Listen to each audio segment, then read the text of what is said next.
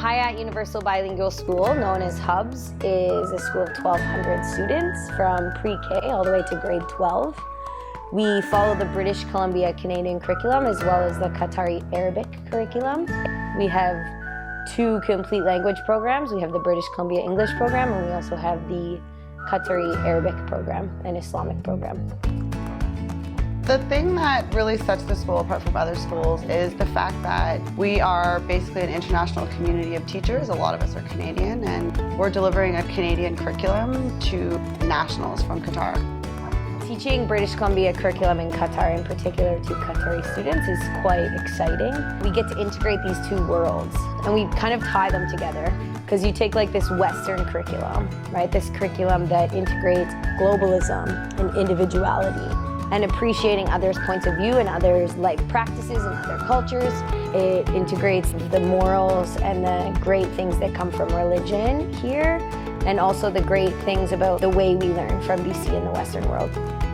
I think what sets this school apart from other places I've taught is the people who I work with. It's very multicultural.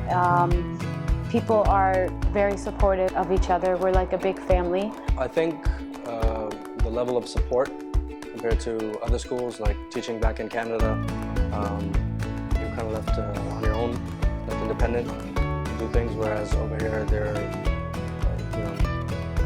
a number of people here ready to support you, ready to help you, whether it's your supervisors, your direct BC heads, or other staff members. So there's a lot of support here and a pretty good school community. We have so much potential at this school. We have this beautiful building that has like 2 swimming pools, 2 gyms, tons of space. We're on this path of like growing and becoming and blossoming to something great, but we have challenging student body. Our students are second language learners. So from the get-go, you cannot teach them like they're children in Canada, because they're not. They are second language learners. They speak a completely different language at home. They speak a completely different language to their friends and in their other classes when they're studying that other language. So there's this challenge here, right? There's this challenge of not only learning ESL, but learning ESL in a bilingual school. If I'm honest, these children, they keep you on your toes. I mean, your classroom management is on point if you teach at this school, because you're changing your game every day. You have to meet where these kids are at. So, I mean, what worked yesterday might not work tomorrow. So it's challenging, and you know, you're always coming up with something new and spicing it up. So it's good. It keeps you fresh as a teacher. I think that that's an important part of our job. I'm not only teaching, I'm learning a lot. I feel like in the past 3 years, I've gained more experience teaching these students than I have in my whole teaching career.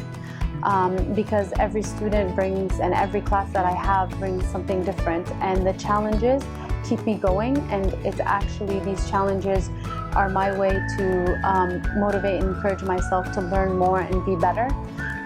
Has it been challenging? Absolutely. But I've learned from that experience. I've learned incredible things. I'm confident now in my teaching of ESL learning. It's allowed me to grow as a professional.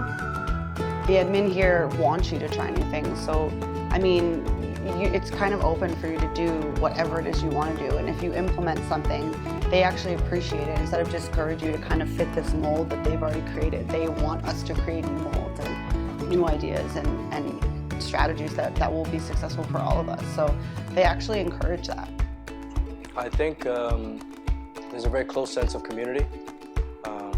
Everybody seems very, very eager to help you adapt to life in Qatar. It's a great country. I've been fortunate enough to travel to a lot of different places, and really this is one of my favorite places. I think some of the biggest challenges you face here is just adjusting to being away from family and kind of getting used to new things. Honestly, I was kind of shocked how easy it was to adjust. I mean, it's not as much of a culture blast as you're anticipating or expecting. It's very westernized. I mean, there's more expats here than there are nationals. So I mean, you can find comfort and things that remind you of home quite easily. The thing for me, the nice thing for me is that I get the best of both worlds. Like I'm surrounded by Canadians. I feel at home, like, you know, when we can talk about things that are happening in Canada, you know. But at the same time, I have that religious aspect in my life, and that's why it's been important for me to move here, even though I miss home, obviously, being away from family and everybody else, my friends and my life. But I just feel like it's been nice for me to get that exposure to religion and culture somewhere outside just my house. You get to like be culturally sensitive, but there's also opportunity for you to be yourself and be comfortable. That's the most important thing. Doha's very comfortable. Doha's safe as well. I thought I would maybe make it a week. The reality is that it's way easier than you think, but you have to be willing to step up to the challenges. And you have to come here with an open mind. If you're like me, you're gonna be learning about an entire new religion, an entirely new culture. You're gonna be teaching students that have challenges that you've never faced before. But you're gonna have this beautiful curriculum, this curriculum that allows you to meet the demands of all of these things.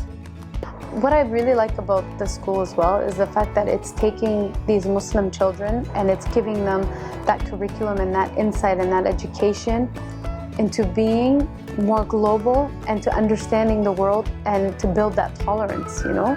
So having that connection between the West and the Middle East is amazing, and this is something great that I see here at the school. I feel like we both take from each other, we learn from each other to become better people. I've immersed myself into the culture and I understand it. They're wonderful people, and I mean, they want you to understand their culture, and the kids are eager for you to understand what they're talking about or their day-to-day lives and practices. So it's actually really cool and unique, and I'll take that with me wherever I go. It becomes this opportunity to learn from your Muslim students as a non-Muslim, but also to take the ideas that the BC curriculum gives us and to open the minds of our Muslim students, not to new beliefs, but to new understandings and new acceptances of what happens in the world.